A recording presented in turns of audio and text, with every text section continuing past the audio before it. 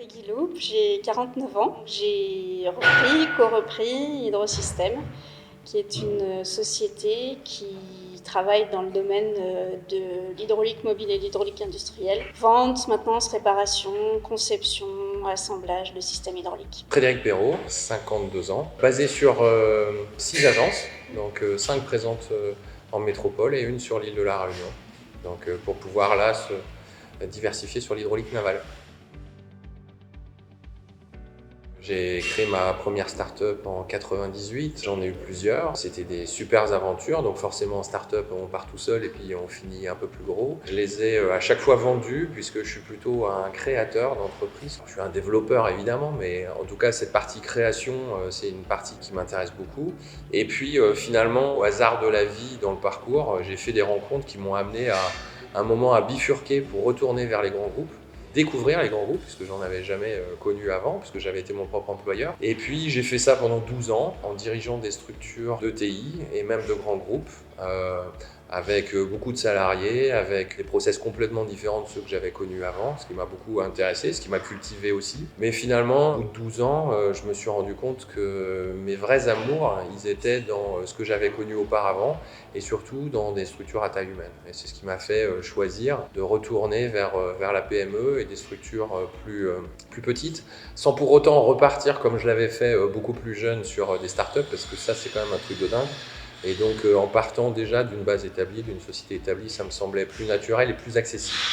Dès la sortie de l'école, j'avais dans un coin de ma tête d'un jour de créer ma boîte, ou en tout cas de devenir entrepreneuse, et en même temps, je venais pas d'un milieu où c'était une évidence. À cette époque-là, c'était facile de rentrer dans des grands groupes. Je suis rentrée dans un grand groupe, puis dans un autre, etc. J'ai fait une grosse partie de ma première partie de carrière à l'international, et ça, pour le coup, ça a été d'une richesse énorme. J'ai beaucoup appris, d'abord dans l'automobile, ensuite l'industrie de l'emballage à l'étranger, sur des rôles multinationaux, etc. Et donc ça m'a permis de découvrir énormément de choses et de m'enrichir énormément tout au long de mon parcours. 25 ans en gros, emballage, après maintenance ferroviaire.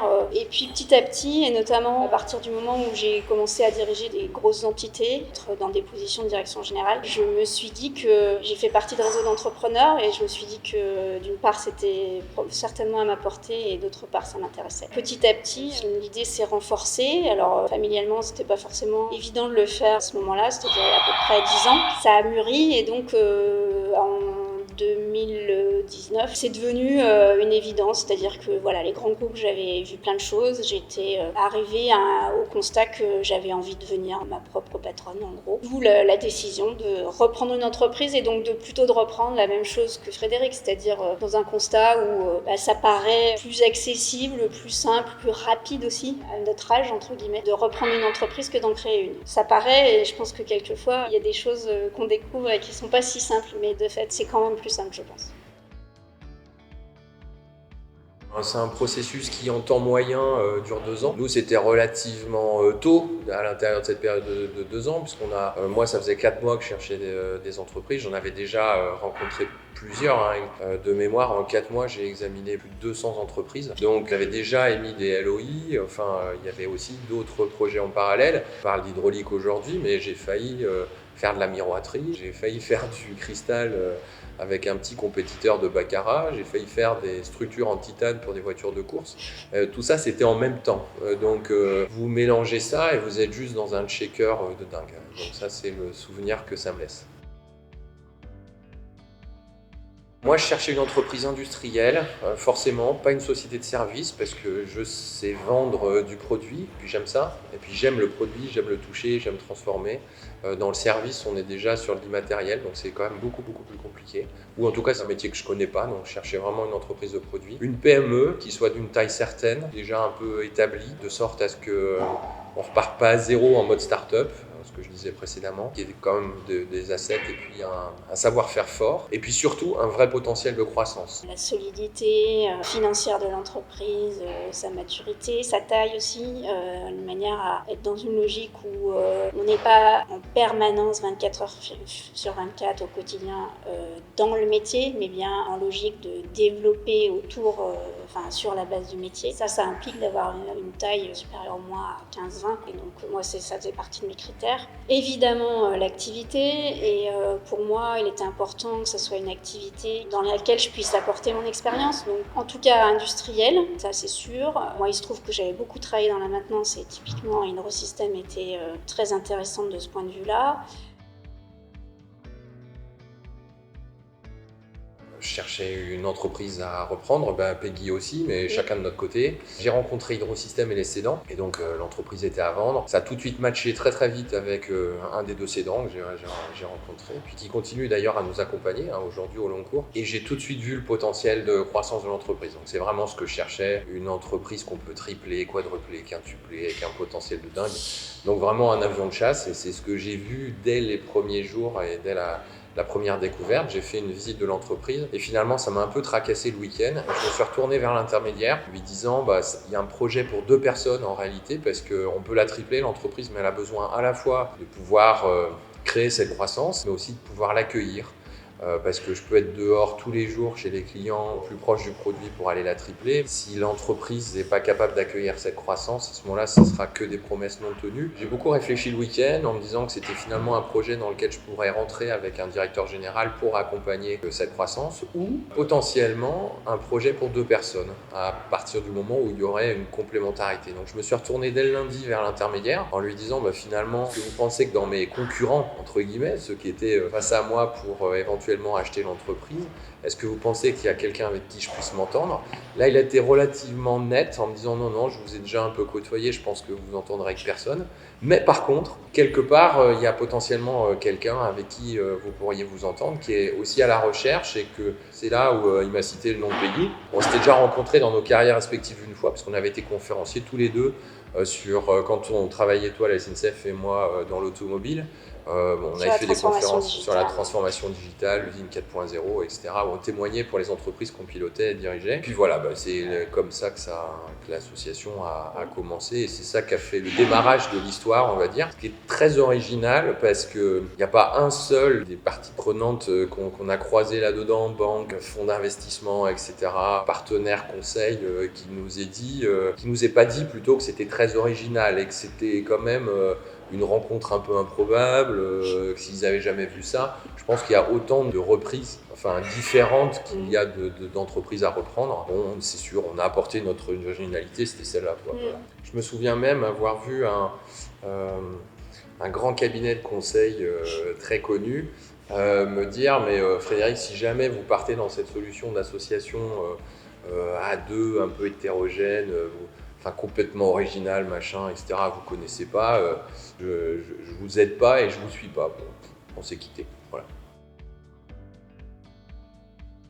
Avec Frédéric, parce que c'est des moments où justement on pose tout à plat, on met le projet en forme. Les moments aussi où on a des OK des banques, c'est quand même sympa. C'est des vraies victoires. La signature de la LOI, les moments en gros où à la fois on construit et on réussit. Les pires, c'est les moments où on se retrouve, ça frite un maximum. Si déjà on n'avait pas franchi ces étapes-là, c'était pas la peine d'avancer. Et effectivement, on se rend compte que ça a bien validé le process, parce qu'aujourd'hui on continue à se friter, mais en fait pas plus ni moins que dans cette période-là. Surtout parce qu'il n'y aurait rien de pire dans l'association à ce qu'on soit tous les deux bénis oui de l'autre en fait. On cherchait une vraie complémentarité. On a 2 vrais caractères. On ne voulait pas éteindre ça, parce que ça, c'est nos forces à nous, chacun d'entre nous, et donc on voulait combiner ça. Donc en fait, on ne cherche pas à être d'accord sur tout, on cherche le consensus. Alors, c'est sans doute le rôle des intermédiaires principal. C'est vraiment recombiner remettre du lien, l'impossible, remettre du lien, de la raison aussi. Alors pas tant sur le cédant ou le repreneur, puisque finalement il y a déjà une démarche de consensus, mais surtout dans les conseils, parce que encore une fois les conseils ne sont pas les payeurs, et finalement ils ont souvent de la doctrine, et l'intermédiaire il est là aussi pour leur donner de la raison, puisqu'il a...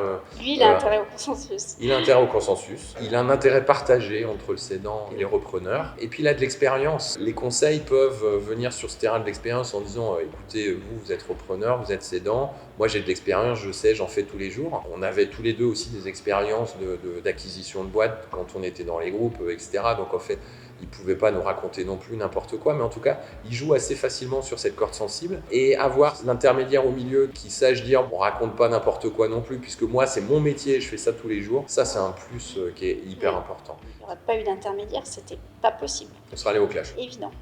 Ça, c'est sûr et certain. Encore une fois, c'est l'intérêt de tout le monde, mais de fait, ça a vraiment permis de surmonter un certain nombre d'obstacles. Et en plus, à chaque étape, à plusieurs reprises, il y a eu des moments où ça pouvait basculer. Voilà, Exocea a permis de remettre le processus sur les rails.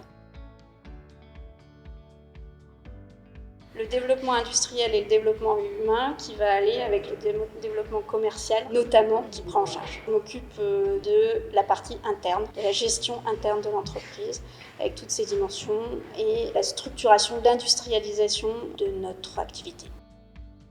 Dans ce temps-là, je m'occupe de la partie externe. Cette promesse de croissance, il faut aller la chercher. Le potentiel qu'on avait vu dedans, alors déjà, ça c'est un élément important, c'est qu'on n'a pas trouvé de loup. Il y a bien 2-3 trucs qu'on n'avait pas vu exactement comme ça l'était. Non pas parce que c'était d'ailleurs dépeint différemment, mais parce que on n'avait tout simplement pas abordé le sujet sous un angle qui nous aurait permis de le découvrir avec les cédants. Donc on n'a pas vraiment trouvé de loup. Le potentiel qu'on imaginait au moment de la reprise, il est toujours là, et puis il nous occupe bien et en structuration et pour aller le chercher. Mes journées, elles sont orientées par toutes les parties prenantes externes qui touchent évidemment aux produits, qui touchent au commerce, aux moyens de financer ces produits et ce commerce aussi. Donc quand on parle par exemple de croissance externe, là on est très complémentaires aussi.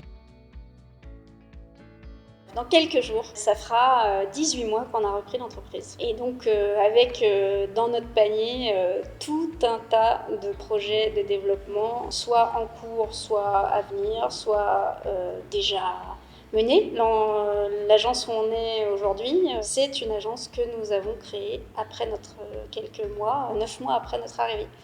Donc ça fait partie des projets de développement. Il y en a plein d'autres, je vais à Frédéric de les détailler. L'offre en tant que telle de l'entreprise n'a pas changé en 18 mois. On l'a accélérée, on en a modifié plutôt le comment que la matière elle-même. Donc on reste toujours une société qui fait du négoce, de la réparation, de la transformation d'engins de travaux publics, y compris de la customisation retardée d'engins neufs, pour qu'ils puissent avoir une adaptation métier très pointue.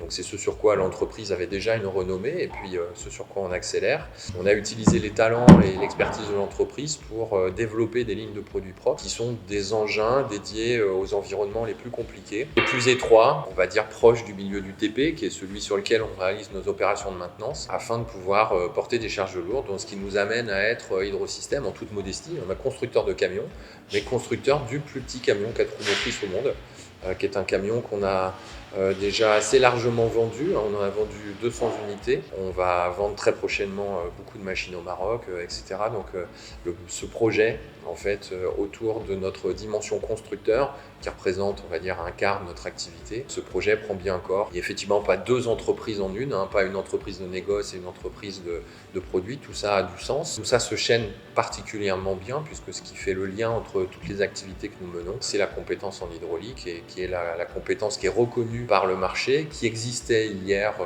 déjà et qui était portée par les cédants, et qui aujourd'hui est portée par toute l'entreprise, y compris nous-mêmes, même si on n'est pas hydraulicien de base, mais on apporte autre chose à l'entreprise dans sa structuration, dans sa capacité à se projeter, à commercialiser des produits techniques.